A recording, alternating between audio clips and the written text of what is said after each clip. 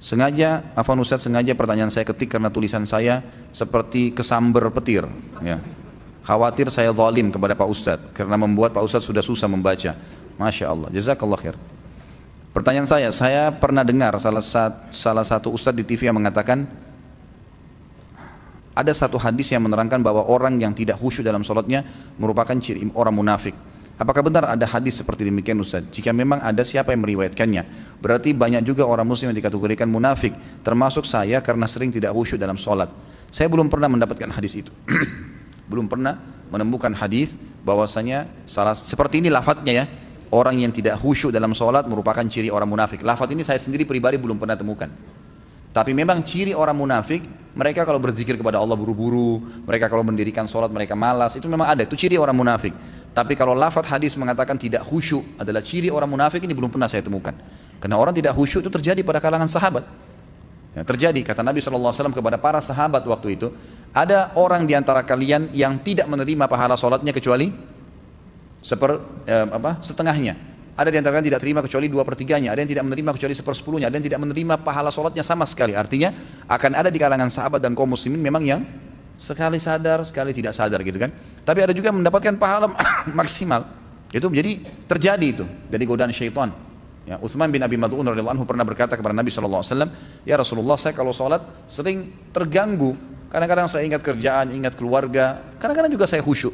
Kata Nabi SAW, itu ada golongan syaitan yang bernama khinzib atau khanzab yang bertengkar di sebelah kiri kuping musalli, orang yang sedang sholat. Dia akan mengatakan ingatlah ini, ingatlah itu sampai dia lupa berapa rakaat dia sholat. Kalau datang kepadamu, bacalah a'udzubillahi minasyaitonirrajim, isti'adzah, lalu meludahlah, tiuplah ke sebelah kirimu. Ditiup, bukan meludah besar ya. Nanti orang di sebelah jadi marah nanti. Jadi ditiup tiga kali. Kata Utsman bin Mad'un radhiyallahu anhu, setelah saya kerjakan, maka akhirnya hilanglah waswas syaitan itu, gitu kan. Kalau masih terganggu juga, ulama mengatakan dihubungkan juga dengan masalah yang lain, yaitu masalah dosa yang masih mengganggu. Jadi kadang-kadang dosa juga menjadi penyebab orang tidak khusyuk. Dalam satu ceramah, Ustadz pernah menjelaskan mengenai perang Uhud secara rinci dan jelas. Korban dari pasukan muslim sekitar 70 syahid. Beberapa diantaranya wafat terbunuh, tidak disengaja, oleh sesama pasukan muslim karena kondisi peperangan yang sangat kacau balau. Yang saya tanyakan, apakah pasukan muslim yang wafat karena terbunuh oleh sama muslim dapat dikatakan juga mati syahid? Jawabannya iya. Jadi kalau dia terbunuh di kancah peperangan dan kesalahan seorang muslim, karena dia sudah niat keluar berperang, maka matinya mati syahid. Matinya mati syahid. Tapi tidak semua orang, kata ulama, terbunuh oleh muslim dikatakan syahid. Misal ada dua orang muslim berantem lalu saling bunuh-membunuh gitu kan, yang satu mati, maka dilihat kondisinya. Kalau dia membela kehormatannya memang dia benar, maka dia mati syahid. Tapi kalau tidak, dasarnya memang misalnya dia perampok, dia apa, itu tidak mungkin dihitung dia mati syahid. Dilihat keadaannya. Apa yang dilakukan oleh badan intelijen dengan memata-matai umat Islam, apa hukumnya? Saya sudah bilang tadi, kalau ada maslahat yang misalnya pemerintah, tadi saya kasih contoh dalam peperangan, gitu kan, dalam hal-hal yang memang dibutuhkan karena dianggap ada maslahat umum oleh pemerintah. Karena Nabi SAW mengutus memata-matai orang-orang yang berusaha untuk menyerang Madinah.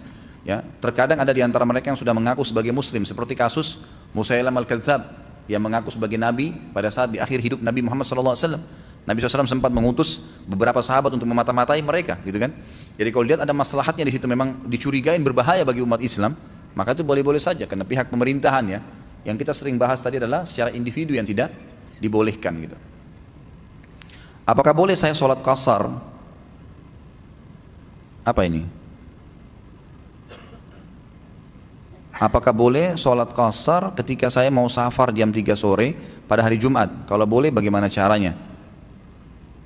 Jadi kalau yang dimaksud di sini adalah mau safar jam 3, pesawatnya akan take off jam 3, jam berapa Anda ke bandara?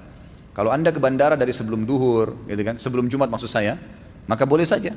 Ya, Anda sebenarnya lebih baik menjamak duhur dengan asar nanti di bandaranya, di waktu duhur ditarik, itu lebih aman.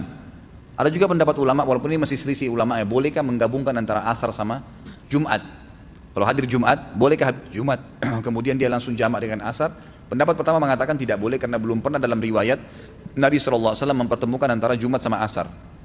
Jadi selalu kalau Nabi SAW musafir, Jumatnya digugurkan oleh beliau SAW. Beliau selalu sholat duhur gitu kan. Maka duhur sama asar digabung. Jadi belum pernah ada riwayat yang menjelaskan Nabi SAW Jumat dulu kemudian dijamak dengan asar. Tapi pendapat kedua mengatakan hukum Jumat sama dengan hukum duhur. Dia Jumat atau duhur sama saja. Intinya memang boleh dijamak dan qasar karena dia termasuk pengganti duhur, gitu kan. Dan ini insya Allah masih terbuka pintunya untuk dikerjakan. Kalau saran saya lebih baik kalau mau safar jam 3 di waktu duhurnya pada saat keluar rumah, ya sudah keluar dari tempat tinggal kita, itu sudah jamak. Saya sudah pernah jelaskan ya, pendapat ulama membolehkan kalau seseorang mau safar, begitu dia keluar dari rumahnya, mau ke bandara misalnya, lalu dia mampir ke rumah orang tuanya, salaman misalnya, pamit. Ternyata pada saat itu terdengar azan. Bolehkah dia menjamak pada saat itu masih dalam kotanya? Boleh, asal sudah keluar dari tempat tinggalnya. Ini diantara pendapat ulama berhubungan dengan masalah sholat safar. Bolehkah melihat HP anak? Boleh saja. Kalau anak ya, kena dibawa tanggung jawab. Ya, sama tadi dengan pemerintah yang melihat ada maslahat. Itu lain. Kalau memang dibawa tanggung jawabnya dia. Tapi kalau saran saya, kita harus membiasakan diri dan biasakan anak-anak untuk tidak memata-matai. Gak usah periksa. Gak usah diperiksa, gitu kan. Tapi boleh ditanya, nak, tadi ada apa? Atau kita mengatakan, nah ini bagus diaplikasikan, dimasukkan, ini harus seperti ini. Kalau kita lihat depan mata sesuatu yang salah, barulah kita luruskan. Ya, itu lebih aman, lebih baik. Sehingga anak itu terbiasa dengan memang tahu kalau pendidikan orang tuanya tidak memeriksa atau tidak memata-matai. Gitu. Supaya tidak terwariskan selalu kalau dia pun sudah menikah nanti. Apabila saya seorang HRD membaca lamaran pelamar ternyata di CV tidak tercantum agamanya apa. Kemudian saya cari tahu di Facebooknya, apakah itu boleh? Kalau masalah agama boleh saja. Tapi kenapa nggak ditanya langsung? Kenapa nggak ditelepon misalnya, gitu kan? Ini Anda belum cantumkan agama. Boleh saya tahu agamanya apa? Nggak masalah itu. Boleh saja kita tanyakan, itu hak kita. Nggak ada masalah. Lebih baik ditanya daripada kita harus mencari tahu. Tapi khusus untuk mencari agama, menurut saya itu bukan memata-matai sebenarnya. Karena memata-matai itu kan mencari apa tadi? Sesuatu yang salah dari orang itu, gitu kan? Apabila seseorang meminta diruqyah, apakah itu boleh? Sudah saya jawab tadi ya. Sholat sunnah rawatib apakah boleh di rumah? Kemudian baru pergi sholat wajib di masjid, itu lebih baik, lebih afdal. Kata Nabi SAW, sholat itu semuanya afdal dikerjakan di rumah kecuali sholat wajib. Dalam hadisnya dikatakan jangan kalian jadikan rumah kalian sebagai kuburan. Itu selalu digunakan untuk sholat sunnah.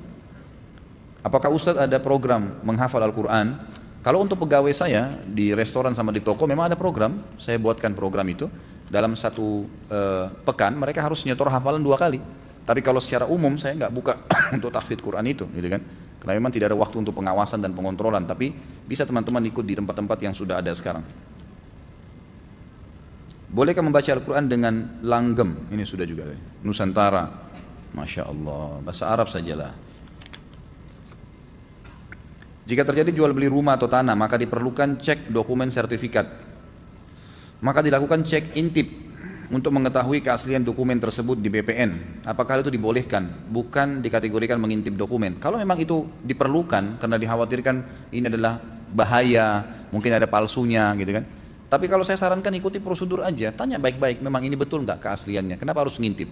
Jadi betul-betul ditanya apa adanya, memang ini betul atau tidak. Saya tanya ya Pak, saya pastikan suratnya asli atau tidak ya. Oh ya silakan ya, sudah kita cek, aman saja. Bagi seorang muslim tidak ada yang samar-samar ya. Ingat ikhwah akhwat sekalian, dalam rumah tangga, dalam pekerjaan, dalam apapun, usahakan hidup kita semuanya transparansi, nggak ada yang tertutup. Aman, tenang, nggak ada musuh, nggak ada apa-apa gitu. Tenang aja, semuanya jelas bagi kita. Kalaupun kita dituduh, kita tahu kita nggak melakukan apa-apa karena kita memang sangat terbuka, gitu kan? Seperti itu. Jadi kita harus semuanya transparan, tidak ada sesuatu yang tertutup, kecuali aib-aib. Memang itu kita dilarang untuk mempermalukan diri kita sendiri. Ustaz, saya mau tanya tentang sholat jamak saat keadaan perjalanan. Teman saya melakukan sholat jamak takdim pada saat sudah sampai tempat tujuan, apa boleh? Padahal dia sudah sampai tempat tujuan pada saat sholat duhur, namun sholat asarnya dijamak dengan duhur. Boleh saja, nggak ada masalah itu. Hukumnya mengaji ayat Al-Quran dengan langgam, sudah tadi ini juga. Masya Allah, heboh betul itu. Ya. Nggak usah dipedulikan lah, dengar saja Syekh Sudes, dengar yang lain, nggak usah itu dilihat terus. Nanti makin heboh nanti di YouTube itu, makin banyak ya nilainya, nggak usah lah. Ustadz mohon dijelaskan tentang hadis yang berbunyi barang siapa yang mati dengan lehernya dan di lehernya tidak ada baiat, maka dia mati dalam keadaan jahiliyah. Hadis riwayat Muslim. Apakah hadis ini sahih dan apa maksud dari hadis tersebut? Hadisnya sahih.